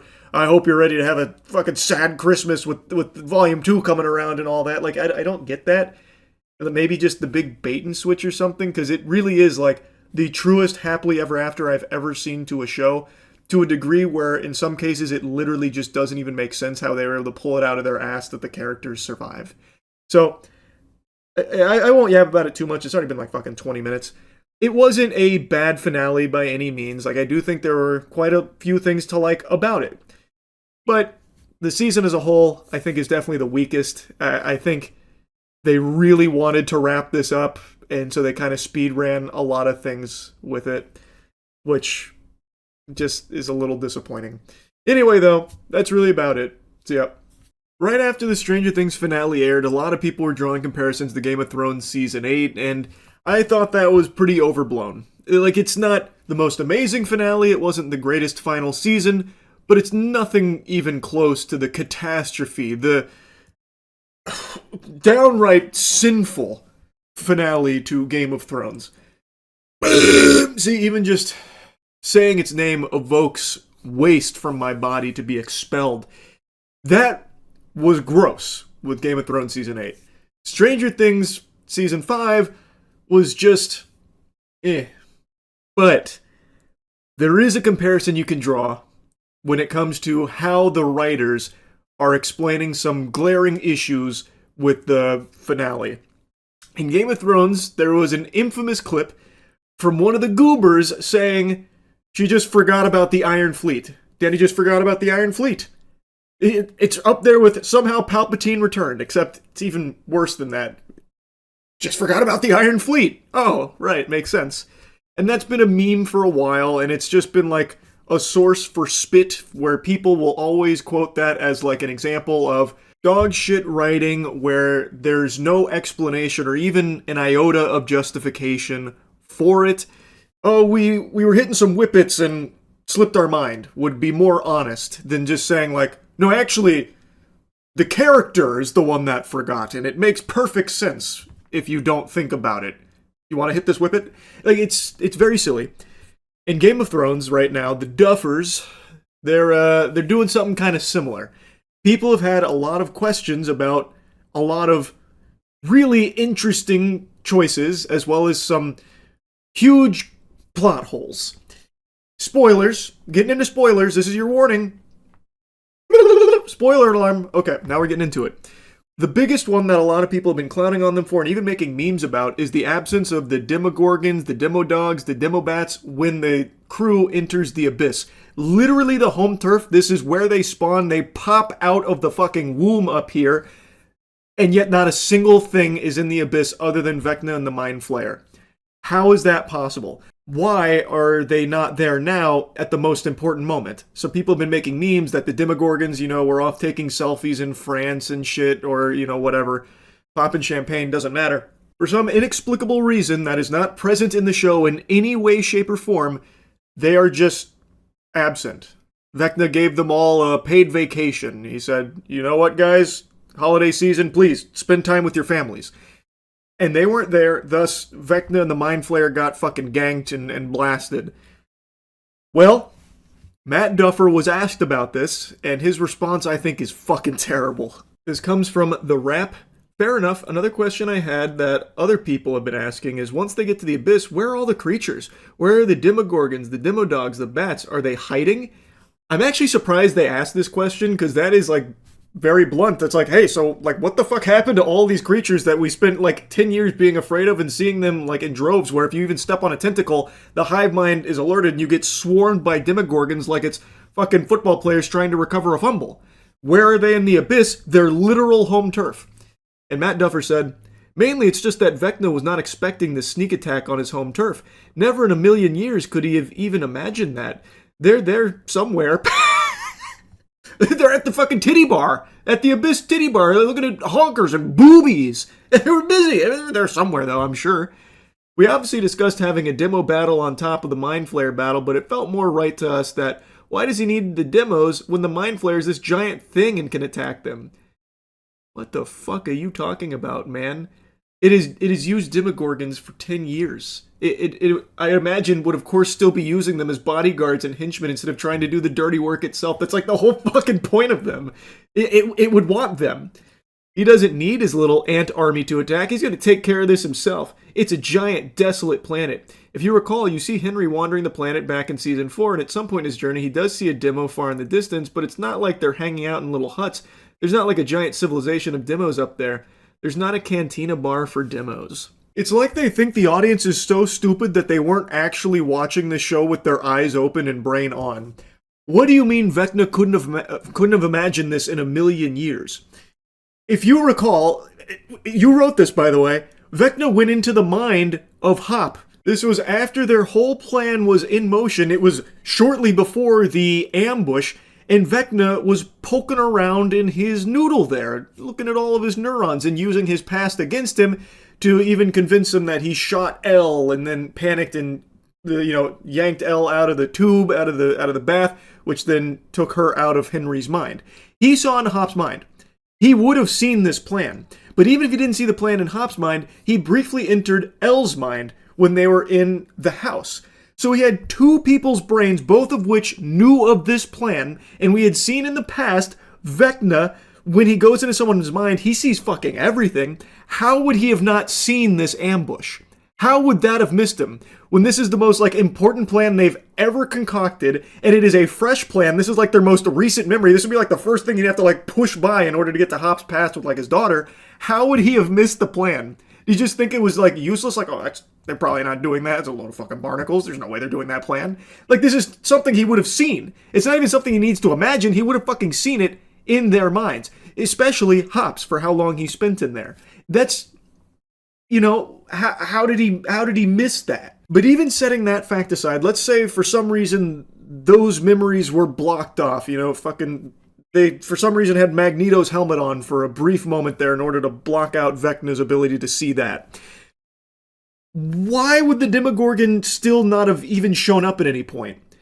I feel like they would have had ample time to arrive. They're extremely fast, and we've seen that when you agitate the hive mind in any way, they get swarmed. Demobats, Demodogs, Demogorgons, they come at you hard and fast. And I imagine around the fucking Mind Flayer and Vecna, literally like the hub of the abyss, there would be some Demogorgon nearby. In that moment that Matt Duffer is referencing where Henry saw a Demogorgon leaving, well, to me, that indicates that there is a plentiful amount there. And since he controls them, like they are at his disposal, surely he would have thought to have them stationed nearby, even if not for defense, in order to more effectively send them out where he wants them to go. It's just pretty silly to say, like, I probably wouldn't use bodyguards or anything. The Demogorgon wouldn't be there. Mind Flayer wants to throw up a set himself and get pugilistic. Do it himself. Get right up in there and motorboat him to death. They wouldn't use anyone else. No pesky Demogorgons, Demobats, and Demodogs like he'd been doing for 10 years now prior. Not this time. But let's not harp too much on that, because there is one extremely huge plot hole that people have pointed out that I actually didn't even catch when I first finished watching it. And it is a huge plot hole that is pretty inexplicable other than whoops-a-daisy or suck our dick. We said so. There's no like actual way of explaining it. And Collider did an interview with them and asked about this question. And their response is not very good. His response is basically, well, oh well. I saw this from a number of people talking about this online, and the staff also wanted to know. Will was connected to the hive mind, but didn't feel anything when Vecna was impaled and decapitated when the Mind Flayer was attacked. Why not? Matt Duffer responds, well, we aren't showing him when the Mind Flayer is being attacked. When he's getting decapitated, at that point, the Mind Flayer is dead, and so it, at that point, has severed the connection between him and Vecna. I swear to God, it's like they got hit by the Men in Black's neuralizer. What happened here? It's like they forgot their own show. What? Will is part of the hive mind. This was a crucial piece of lore, a crucial problem to be solved for this entire run of the show. All 10 years, this has been a big issue because he is connected to the hive mind. Thus, when you are hurting the hive mind, you're hurting Will. They even explicitly showed that in one of the earlier seasons where they're like burning tunnels and Will's like, ah! Ah! Wah! Like he's feeling all that pain. And even right before like the Mind Flayer final battle, when Will is experiencing Henry's memories and Henry got shot in the hand, Will felt him get shot in the hand. It still hurt Will. He still experiences that pain because he's connected to the hive mind. And while they were burning the Mind Flayer alive, you know, throwing the Molotov cocktails and stabbing its taint, you know, right in its gooch with the spears that Dustin and Steve were using, all of that Will should have been experiencing as well, because he is still connected to the hive mind. And when pressed on it a bit further, and so you're saying it could be off camera, Matt Duffer says, when the Mind Flayer is getting attacked, we see how much in pain he is, obviously, even with Henry's memories, but we just wanted to focus on the final battle with our heroes. Exactly, so they are recognizing that he is still part of the hive mind, feeling all of this pain, but then he says, but we wanted to just focus on the final battle with Henry. So he's basically saying, yeah, we know, it's a problem, but fuck you. We just wanted to focus on that fight with Henry, which was a pretty underwhelming fight, by the way. It was a very anticlimactic, not an amazing showdown, unfortunately. And all of this happens in like 10 minutes. You build up a huge big bad, two big bads for 10 years, and it's over in 10 minutes. It's very underwhelming. That was one of my big complaints. But this is a huge glaring plot hole. Because the connection wasn't severed, Will would have also died with Vecna's death. Like, there's no getting around that. You can beat around the bush all you want, but even Matt Duffer's saying, we just wanted to focus on this other thing. So we didn't really give a lot of thought there on how to, you know, provide a solution to that issue. We were just hoping you forgot. And in my case, it worked because I did forget about that. It didn't even register with me that Will should have also died then. But when you stop to think about it, yeah, there is no reason why Will should still be alive after Vecna's death when he was still connected to the hive mind at that moment. And when directly asked about it, they said, well, we didn't show it happening. It's like baby brain with no object permanence. Oh, my eyes are closed. The world around me must not be existing right now. So since we didn't show you any of that, you shouldn't be thinking that it's happening, because it's not. So stop putting any kind of like actual thought into this product. It's so weird. And then they're like, yeah, we just wanted to focus on the hero's final confrontation. It's a very weak explanation. That is not very satisfactory. And then another thing that I pointed out in my review is it's extremely fucking weird that after killing so many military personnel, foiling their plans, doing an unbelievable amount of illegal activity leading to the destruction of so much military property, and like I said, murdering a bunch of military personnel, all of the main crew, everyone just gets to go free without a single, like, bump in the road. So they were asked, what happened with the military after blowing up the Upside Down? Ross Duffer responds, in that 18-month gap, I suppose there's not much else to do. You can't explore this other dimension. There's no 11 to chase anymore because she's gone. So my guess is they just sort of slowly dismantled operations and left town. Your guess? Buddy, you wrote it. It's your story. What happened? Why are you guessing? What the fuck is this? Is it like Voldemort's diary where it's writing itself? Like, what the fuck do you mean you guess? It's like they don't even know. They didn't even bother to think. It's just like, and then 18 months later, everyone's happily ever after. Oh yeah, what happened in between? In between what? It's so weird to me, man. Like, again, as I pointed out in the review, they killed a bunch of military people. Like, these were like the most wanted criminals imaginable during this whole season.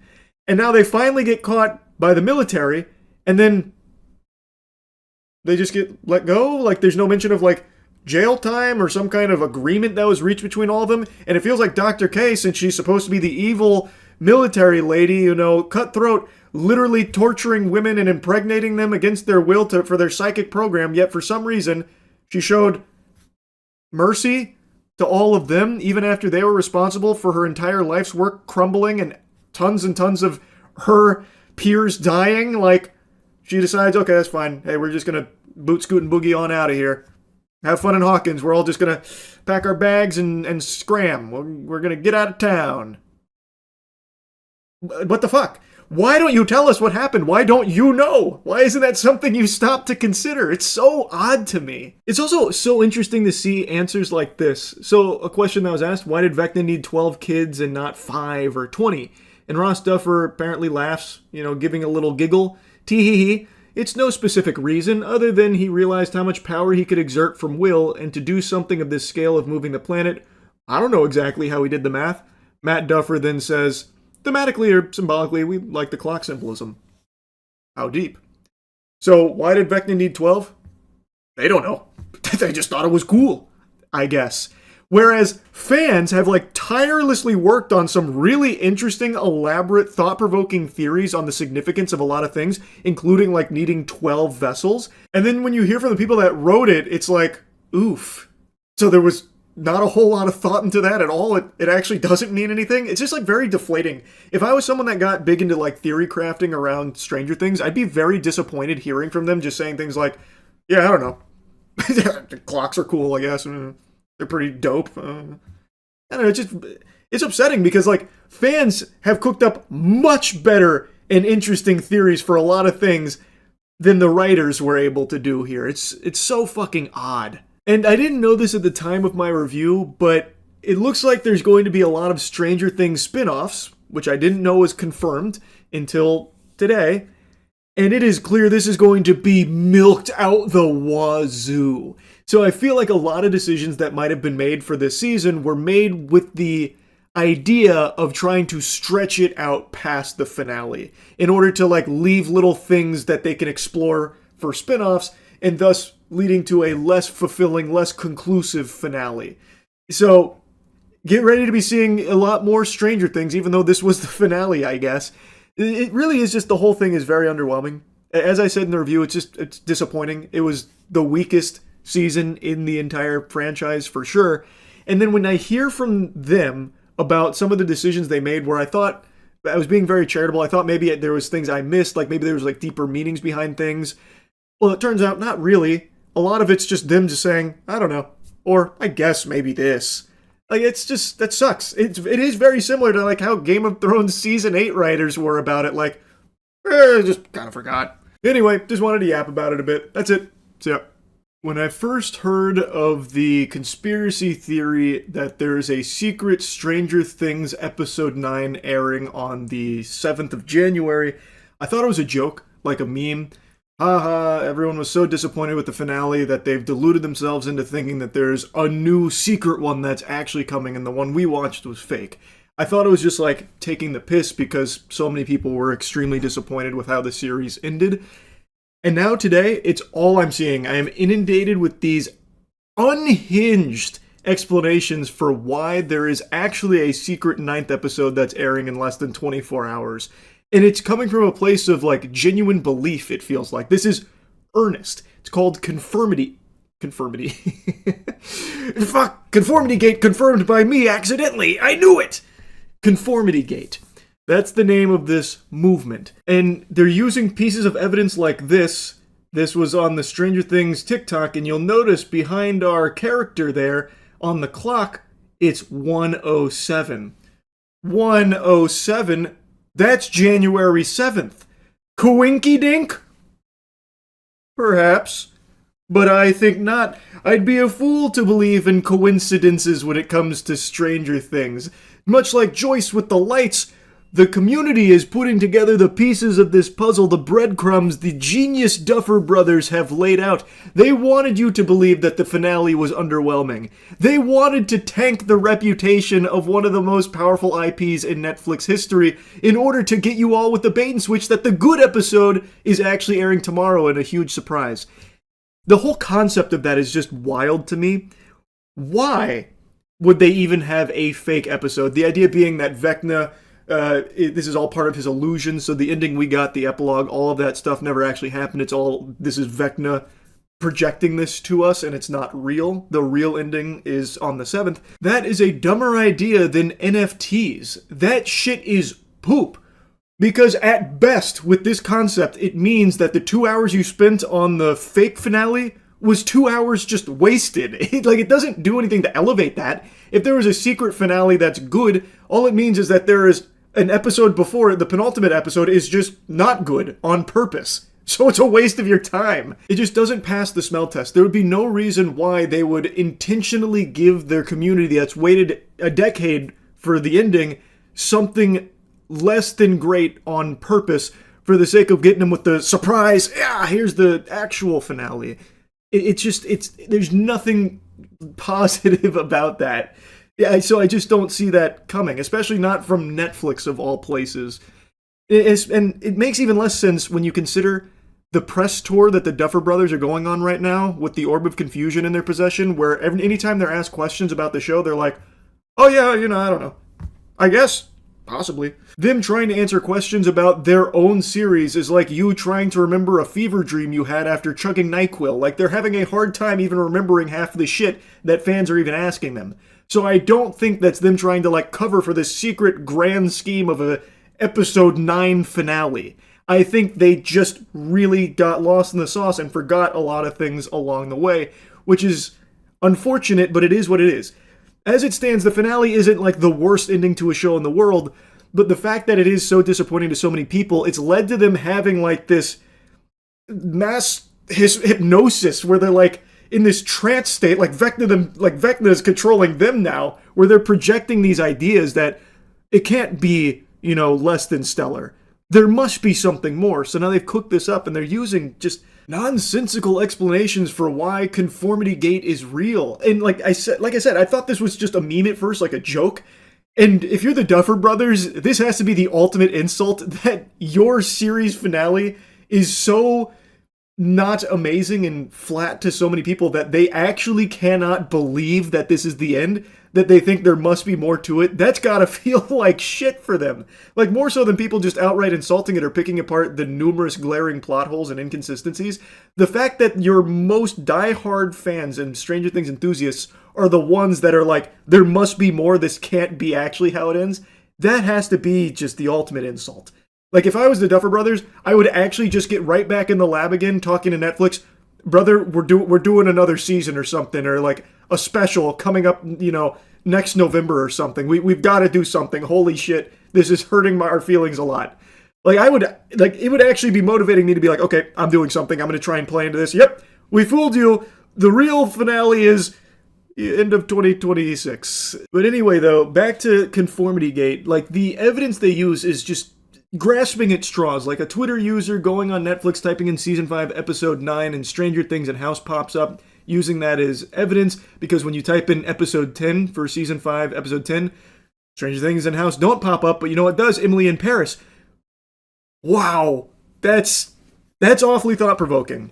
That is an eyebrow-raising observation. If you've been hit in the head with a hammer, you can't be serious.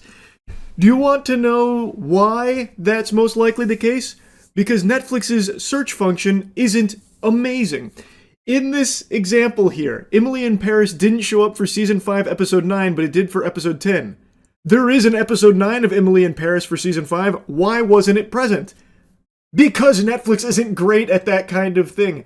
Just because Stranger Things popped up for season 5, episode 9 doesn't mean there is one. There is, however, an additional Stranger Things piece of content dropping, which is the behind-the-scenes stuff, but it is not season 5, episode 9, the secret finale, and that's not evidence of it. And I've seen other people using the search function for like their strong points for conformity gate, such as typing in fake ending, having Stranger Things pop up, which it does. I tried it myself. You know what else Stranger Things pops up for? Bad ending. And also, most notably, big fart. Wow. Now we're getting somewhere.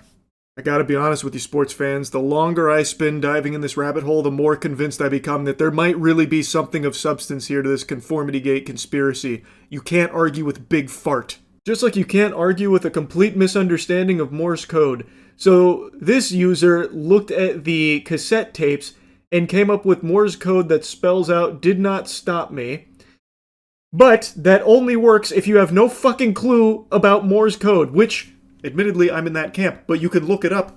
The unlimited information is at your fingertips, should you choose to look into it. So first of all, you can't really have Morse code work without some variations in the lines. You need short and long elements, typically dots that you'll see in Morse code. And if you pull up the actual Morse code here and try and somehow stretch it to fit the fucking Twitter post here for the Stranger Things message, it doesn't even come fucking close at all. So first of all, in the cassette tapes, there's clearly no variation in size or anything, so there's no dots, there's no long lines. But even just using the long lines that they have listed here doesn't work at all, because the first one doesn't even exist. There is no 4 just long.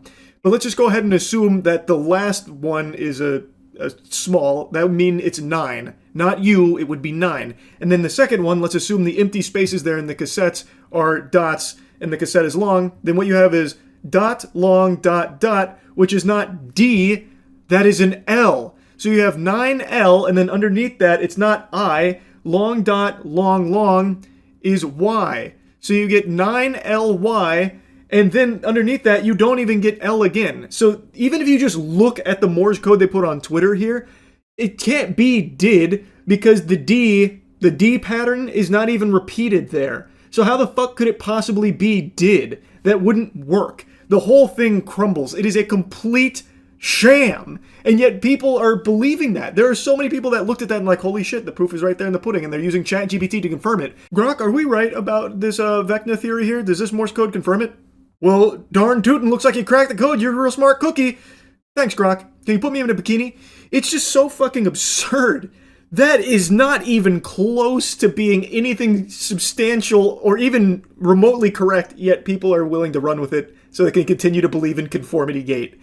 Like, ultimately it's harmless, but it's just so ridiculous that I can't help but make fun of it and get, like, somewhat heated about it. Like, I actually cannot wrap my mind around people that are really believing in it. Like, it's shocking to me. And they're using things like the marketing material where they're saying it's going to be a dark Christmas as more proof that this is accurate. Since it wasn't a dark Christmas, fucking nobody dies in season 5 at all. Huge spoiler alert. Literally nobody but one character who you don't know anything about, can't care about because she's only there for like 4 seconds of screen time across the whole season, across the whole series really. Outside of that, there's no character death, so it wasn't a dark Christmas. They're using that to say the dark Christmas they meant was Orthodox Christmas, which is January 7th. Come on! Goodness gracious, come on! Snap back to reality, I'm begging! Again, it's ultimately harmless, but holy shit, it is crazy. It is actually unbelievable that there are people out there that truly are, like, believing in this. Like to a degree where I saw people trying to book tickets to the secret the secret finale at their movie theater. Because another big conformity gate evidence piece is that some people's movie theaters on the 8th aren't doing a ton of showings for other movies. So they believe the reason for that is because the theaters are occupied showing Stranger Things finale. So they're trying to book tickets to those imaginary make-believe showings for the secret 9th episode. It's so weird. Now, at the end of the day, if I'm wrong and this is all by design, that'd be something special. I think it'd be extremely fucking stupid. That'd be a terrible, terrible, terrible decision. Like, it'd be something I'd never seen before, and there's merit in that. This would definitely be creative to intentionally fumble your finale, but it actually was you faking it the whole time. You didn't fumble it. You have a secret episode in the tank. That would be interesting, but still extremely stupid. I'd love to be, like, wrong about, Conformity Gate. I'd love if it's real. That would be, like, entertainingly disastrous as a concept, but I am just 100% certain that's not the case here. I do know that there will be the behind the scenes for Stranger Things that comes out. That is on its way, but it's not the secret 9th episode finale, I don't think, I'm sorry to say. Anyway, let me show you some clips from last night when I was learning more about Conformity Gate. There's actually a decent amount of evidence, but I think it's mostly writing mistakes. I can't imagine there's a decent amount of evidence to suggest a secret 9th episode. I think what they're probably looking at is fucking plot holes that this whole season was filled to the brim with. That doesn't mean that the Duffer Bros have secretly cooked up a plan that erases those, and it was actually all part of their master scheme to make everyone think that they fumbled. That would be the stupidest idea ever. What is this? X a lie. Wow. Now that's compelling evidence. Oh god. While both Susie and Vicky were absent from the epilogue, some theorists believe Vecna left them out entirely because he didn't know who they were and therefore couldn't include them in the ending he allegedly constructed. Oh, that's so sad. It wasn't Vecna who forgot who they were, I'm sorry to tell you. According to Conformity Gate theorists, the final episode of Stranger Things could be released January 7th. Why that date? Netflix previously shared a cryptic post reading, "Your future is on the way," accompanied by a January 7th tag, leading some members of the fandom to speculate it could be connected to the theory. It also is significant in general because it marks Orthodox Christmas, which aligns with Season 5's release pattern of dropping episodes on major holidays, including Thanksgiving, Christmas, and New Year's Eve. Every Insta account of Netflix in different regions changed their bio to relating of Stranger Things. No shit, it's their flagship series that just ended. Of course everything's going to be relating to Stranger Things. They want as many people as possible to watch it. Let bro believe in the whimsical. I don't care, ultimately. It's fine. It's a harmless cope. Hey, it'd be great to eat my own words. Maybe January 7th rolls around and they're like, gotcha! It's actually... here's the real ending. Well, well, well. Look what we have here. 8:30 p.m. on January 7th. The sacred date that was prophesized by the Conformity Gate enthusiasts as being the release date for the secret 9th episode of Stranger Things. The real finale. But bad news, sports fans. Still no pickles. Episode 9 is not here. Still seems to be misplaced. Perhaps they're scrambling to get it to us right now, or maybe this whole thing was a load of big fucking baloney. And in fact, if you check the Stranger Things Instagram account, The Real Dirty Dan, they are even seemingly trying to squash it themselves. All episodes are now streaming, like they're all available. There is no episode 9, despite the multiple days of cope, people coming up with crazy evidence to suggest that there's a secret episode, and this is all part of the Duffer Brothers' genius scheme. It's Vecna's final ploy. But now, as the sun sets, reality begins to wash over Conformity Gate like a plague, where they have to come to the hard realization that the Duffer Brothers just kind of fumbled. That's about all she wrote there. Or all she didn't write when it comes to the Duffer Brothers with all the fucking plot holes here for Season 5. And it sucks. You know, it doesn't feel good. It's not like I wanted to say I told you so. Now, of course, I'm not above doing that. I'm 5'6". I'm barely above this desk right now. But, you know, I did tell you so, as did 98% of the people on this planet. But that 2% that really latched on to the titty here of Conformity Gate, it was a sizable movement. Like, thousands and thousands of people. It got big to the point where a lot of people genuinely did buy into it, thinking that there's really a legitimate possibility that there's a secret episode airing tonight. But that's just not in the cards. That was never on the table. Something similar happened with Sherlock, apparently, but I don't remember that. What I will say, though, is that some of the theories were very entertaining, so at the very least, I think some people at least were able to squeeze a little bit more joy and whimsy out of this whole Conformity Gate thing in lieu of, like, a disappointing finale. And like I said, it's not even the worst finale in the world. It did what is oftentimes the most unforgivable sin, and it was mid. It was just okay at best and left a lot to be desired, which is oftentimes worse than just being outright fucking terrible. So a lot of people were trying to come up with an explanation that isn't just like, it's a little flat. And in doing so, I do think they cooked up some very interesting, thought-provoking ideas. Most of them, though, however, I do think were just really grasping at straws. It's coming out January 7th because if you look at this clock and then close your eyes and then fall asleep and then hit yourself in the head with a sledgehammer, you can start to connect the breadcrumbs that the Duffer Brothers have very intentionally, subtly laid for us to find. Oh, it's chef's kiss. It's great. Like, a lot of it had the same energy as people that think they found the winning lottery numbers in their fucking Lucky Charms cereal bowl. So, like, a lot of it wasn't great when it comes to evidence, but some of it I found to be at least compelling to some degree, but there was never any world where they were going to have a secret finale. That is conceptually a terrible idea, to intentionally have your series finale 10 years in the making be not amazing on purpose, so that way you can come back at a later date to surprise everyone with something of higher quality. That's just a fucking terrible idea to tank the reputation for that long, and then even go on like a PR press tour getting spanked by every interviewer and every fan ever, like basically a humiliation tour, only to then come around with a good episode. Like, that whole thing just doesn't make sense. So that was never going to happen, and I'm still pretty surprised that this whole Conformity Gate idea blew up to this level. So look at it in a more positive light, maybe to shine a little, like, you know, inspirational message on top of that. It shows what a community that's passionate about a project can do when they come together and set their mind to something. In this case, the idea that there's a secret episode. I think that's pretty cool, and ultimately it is harmless. The worst thing that happened is a lot of people got disappointed all over again because their hopes were up because they had watched so many theories and so many videos about it. And when it didn't happen, maybe they were a bit let down again, but it's not the worst thing in the world because I imagine that journey was probably a really fun one to dive into. So, like I said from the get-go, the whole Conformity Gate thing is a harmless, you know, movement that was there.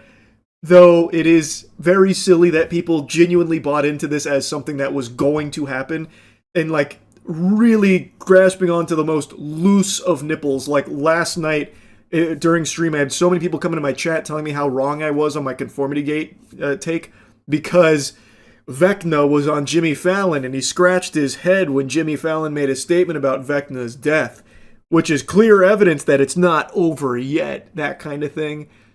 That was a little annoying in chat, I'll be honest. But again, it's coming from a place of passion, so you can't even really be mad at that or anything. It's just, you know, maybe going forward, just know, set your expectations that it might be fun to dive into these fan theories, but it's probably not accurate if it like pertains to a secret finale or anything in that regard. That's just not going to happen in any product. It's just not. That being said, though, I think fan theories are sometimes significantly more interesting than the actual lore that the writers come up with. Best example is Darth Jar Jar. I think that is the finest bit of fan theory ever cooked up. Also, Snowpiercer taking place in the Willy Wonka universe. I do love fan theories, and Stranger Things has a very interesting set of fan theories that, unfortunately, were kind of proven wrong throughout Season 5. I'm talking outside of Conformity Gate. But I really do like diving into that kind of stuff for products and IPs that I really like. I think it's very interesting. And honestly, I would really like to see, like, writers kind of lean more on that. Like, they can see these fucking fan theories and shit I would like if that like sparked some kind of inspiration in their noodle, like, well, maybe we use this in some way, or maybe we can flesh this out in some way, and that's a pretty good idea. Like, I think that'd be very cool. I don't see that happen super often, but it would be nice to see maybe occasionally for some of the more high quality fan theories. But now I'm getting off on like a side tangent here. Overall, Conformity Gate was a lot of fun to watch from an outside perspective without ever really believing in it. And while it didn't happen, it's not like I'm really celebrating it. I would love if there was a better ending to Stranger Things. It's just, I think it was pretty obvious from jump that that wasn't going to happen. This was the series finale. Anyway, though, no need to yap about it any longer. That's about it. See ya.